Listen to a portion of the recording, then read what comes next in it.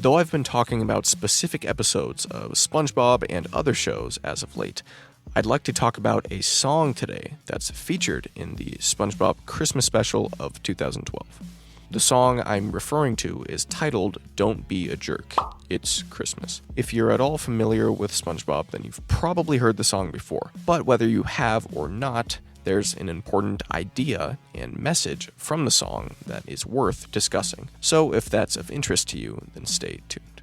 This channel exists to encourage you to continue to be a good person through lessons that are primarily rooted in biblical and Stoic principles. To start off, even the title of this song could turn off some folks to the idea, or I guess from the idea, that there would be anything profound about the song. You don't too often hear an adult use the word jerk, at least from my experience. The average person would probably use a more brutal word than that.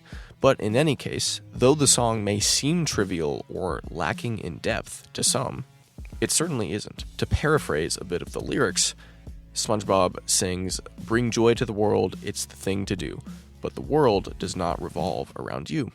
Be kind to everyone, as that's how you would want to be treated too. Use turn signals when driving, be sure that trash makes it into the trash can.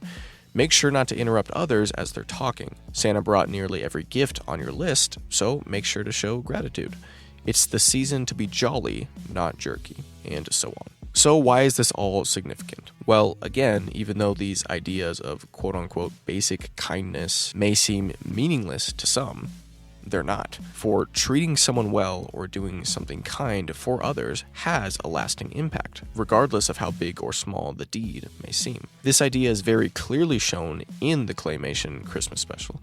All it takes for the fish, who had become jerks because of some fruitcake containing jerktonium that they had eaten, all it takes to make them jolly is to treat them well for but a moment. All this to say, this song reminds me again that Christmas time itself is but a great reminder to be jolly, to show gratitude, to be selfless, and to do good. And it's partially a great shame, actually. It's a shame that it takes an entire holiday and holiday season to remind us to live the way we ought to be living all throughout the year. To be very clear, Christmas is about the birth of Jesus and the entirety of the gospel message. That's where the idea of peace on earth, goodwill to men comes from in Luke chapter 2, verse 14. For that's what the birth of Christ represents and even enables. Let's say you don't believe in that. Well, believe it. But again, let's say you don't. Again, this time of year, the songs we sing, the maxims we are reminded of, it's all just a colorful and palatable reminder of how we should be living all throughout the year, with the desire for peace and the striving for peace on earth, goodwill to men. To be jolly, to say hello to friends you know and everyone that you meet. So then, while we have opportunity, let us do good to all people, and especially to those who are of the household of the faith.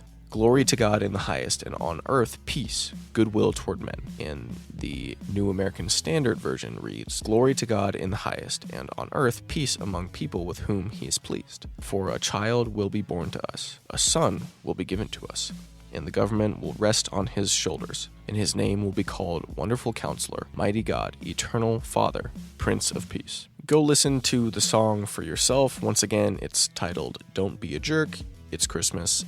I think it's great, but again, listen to it and tell me what you think of it. I will be posting my holiday special either on or near Christmas Day. In the meantime, watch my previous video about Patrick's Valentine rampage to learn an important lesson on self-control. If you did enjoy the video and support the message, understand that my main inspiration is the Bible.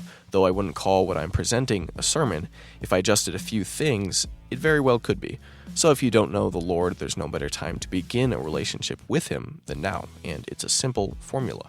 Romans 10 verse 9 says that if you confess with your mouth Jesus as Lord and believe in your heart that God raised him from the dead, you will be saved. So I highly recommend that you do so.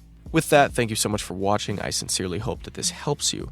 So apply it today or whenever and wherever applicable. Remember to treat others the way that you want to be treated and to love God and love your neighbor, and therefore you will continue to be a good person. Thank you for watching, and as always, it's an honor.